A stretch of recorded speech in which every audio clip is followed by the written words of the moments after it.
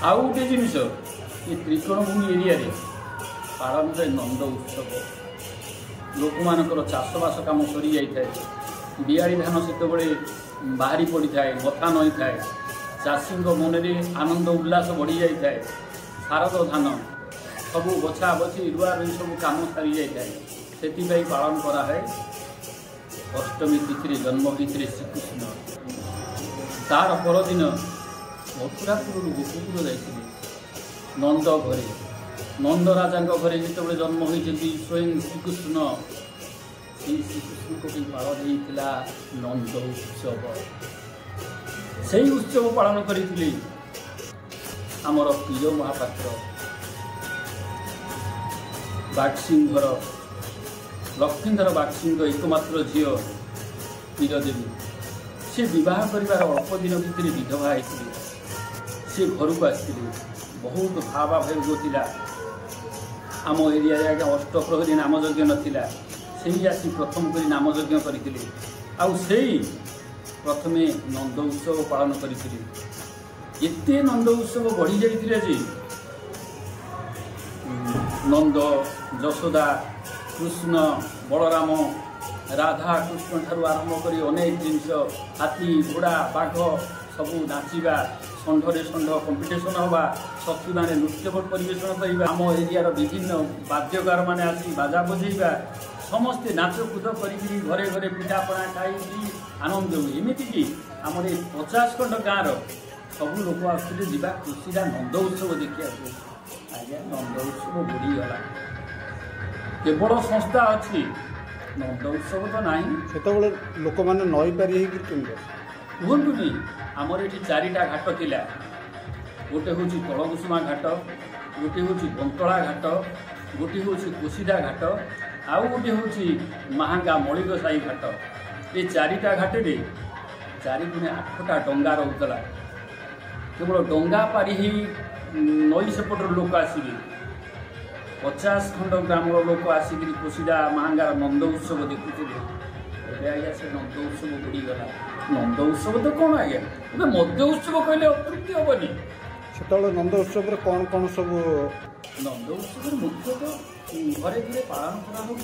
हे प्रभु हे कृष्ण हे पतित पावन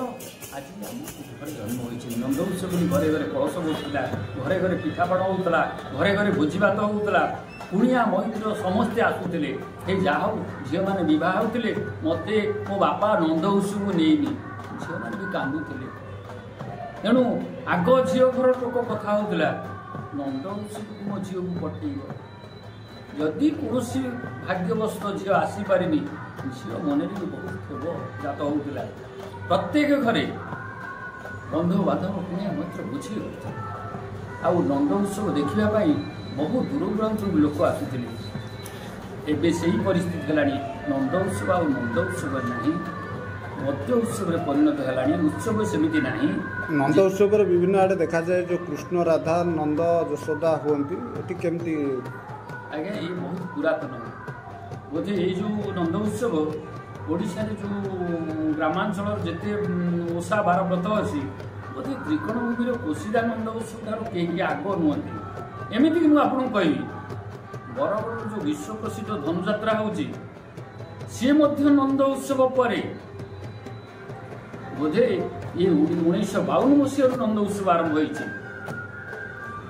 कौन कौन है नंद उत्सव मुख्य नंद यशोदा बाहरी 10 दल कीर्तन मंडली बाहर आउ कृष्ण बलराम एमानकु मेढ़ सजे मेढ़े बसई रही छोट बाड़ुत कृष्ण से सरलवणी खोईदेवे गोपालुणी मैंने आसती से आसिक जो ललिता विशाखा जटिला कुटिला ये सब बेश होकर भी से भी बाहरती संगे सुदाम सुबल सुदाम मधुमंगल एमाने भी पंचसखा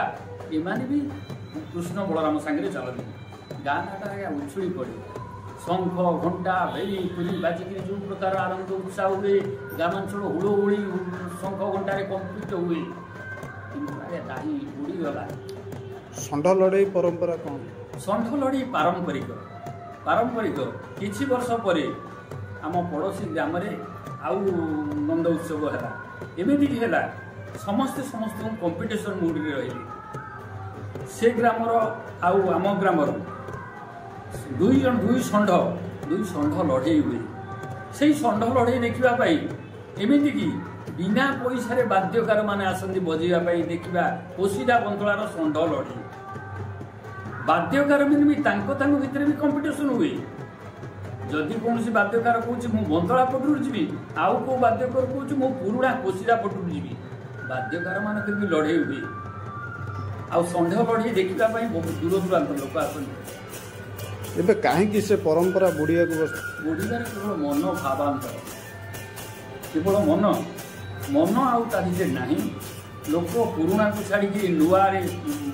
चाहिए जमी आप गोटे एग्जांपल देवी आमर महाप्रसाद निबंध छाड़ी आम रिंग सेलिवरी आउ मेहेंदी मातिबा सेमती आम बर्तमान आम निज परंपरा छाड़ी आम विदेशी परंपरा को बेसी आग्रह एबे कौन करछन्ती नंद उत्सव आज्ञा नंद उत्सव रे एबे कौन करा जाय एबे सेमती जाओ वयस्क लोक किछि अछन्ती पिला मान को लेकिरी से जो पुराना षंढ अछि कि सखी अछि कि छोट छोट पिला को कृष्ण बलराम सजी आउ नंद यशोदा सजी एमती गाँ गाँ बुलिकी आम बाजा पाटी बुली आनी बजे बुलिकी राति आसबू राति घरे खाई आग भली उत्साह आग भली मनर उत्साह ना मनर उत्साह तो सबकि पारे आगामी दिन में ये परंपरा बुड़ीज भावुँ जदि परिवर्तन हुए मुख्यतः परिवर्तन जदि मद पाखु लोक ओहरी आसवे मद पाखु लोक जदि मुह बुलाई देवे ताहले पुणी मद परिवर्तन जो क्षीर दूध सरल बुणी ताहले बहुत बढ़ी मद अर्थात मंद मंद पाखु जदि लोक आसिक अमृत पाखे पहुँचे ताहले पुणी पुनर्बार आमर जो गाँ परंपरा जो नंद उत्सव सेमती भरपूर होमती आज्ञा उल्लेखित कौन निवेदन करेंगे आज्ञा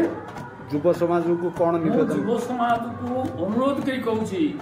ये युव समाज भाई माने तुम से मंद उद्देश्य फेरी आस कंटकित पथरे जाओ ना सुगम रास्ता जाल सुगम कथबार्ता कर सुचिंता को पछे दियो।